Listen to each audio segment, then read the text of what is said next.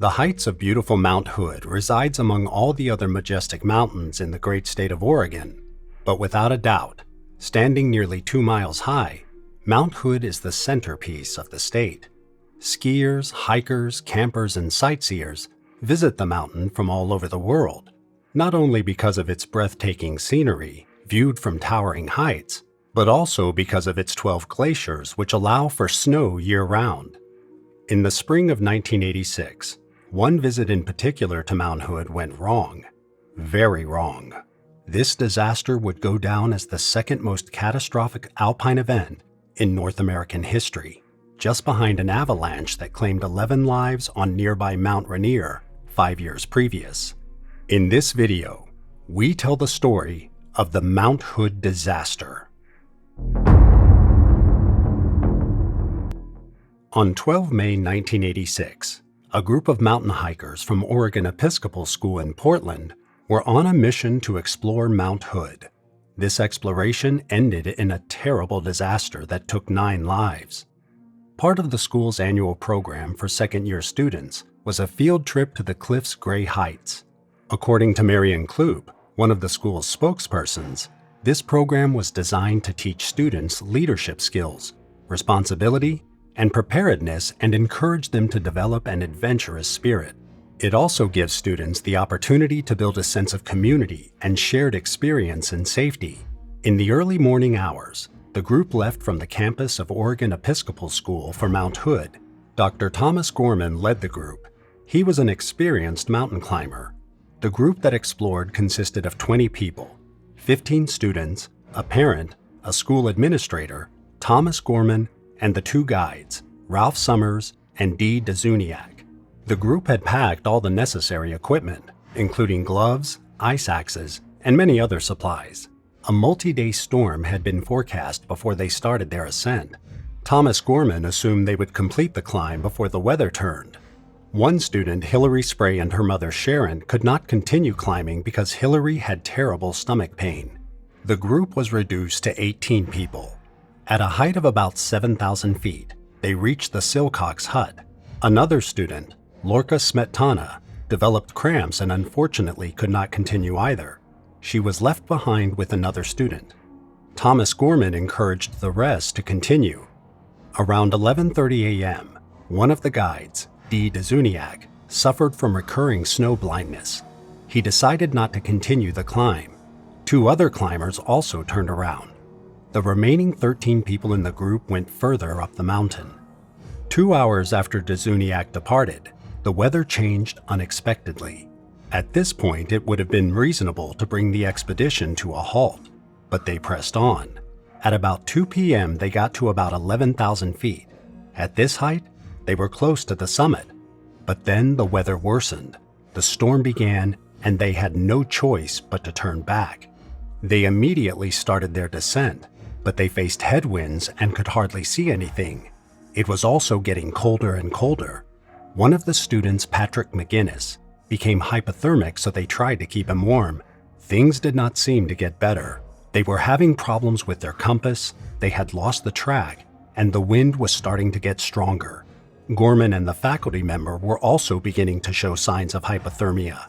The snowstorm made everything blurred. They could barely see the sky from the snowy ground because everything had become horribly white.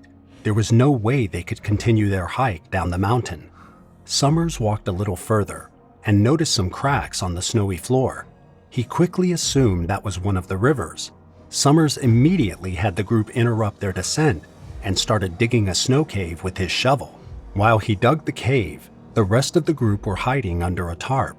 Much of their equipment was swallowed up by the storm. After 2 hours, he finished digging the cave.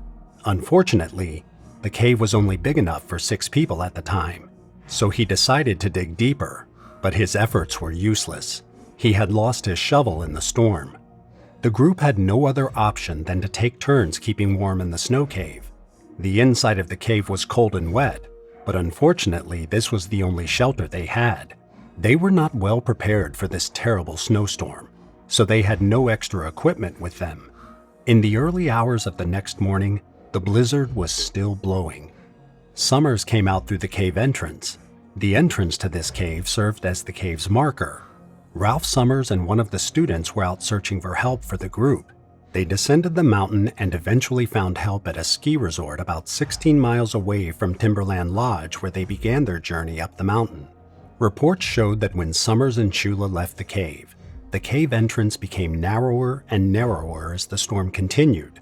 Summers had made a mistake by not leaving an identifying mark. In their search for help, the two fought the blizzard and were sometimes knocked down by the ferocious wind. Once they found help, Summers decided to rescue the rest of the group. Summers flew through the storm in a helicopter, passing the suspected location of the cave several times. The area seemed to be buried under the storm because there was no signal from any of the members of the group. A search operation was organized to find the lost climbers. Unfortunately, the snowstorm continued and it took 3 days before they finally found something. One of the rescuers saw 2 dots in the distance at the side of the snow cave. They immediately made their way to that spot and discovered that it was 2 of the students who had taken a coiled position. Britton Clark and Giles Thompson were found alive. Reports revealed that the 2 had voluntarily gone outside so they could open the cave and provide air to the rest of the team. Another student was found close to the other 2. He was completely covered in the snow. Messages came into the rescue team to provide warm oxygen and the necessary hypothermia treatments because they assumed they might still be alive. The discovery gave hope in where to look further. The rest of the group was already buried deep in the snow. The rescue team continued to search for the rest of the group.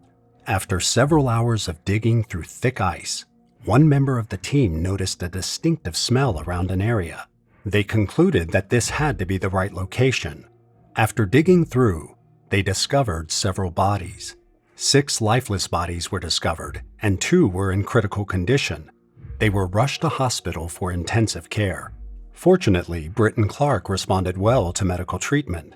Unfortunately, in the case of Giles Thompson, his legs were amputated.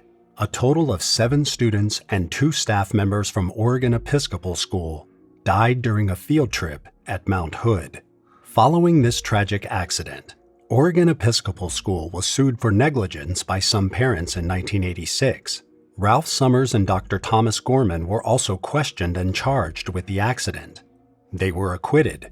Settlements were offered to the families of the killed students. This tragic accident is remembered every year.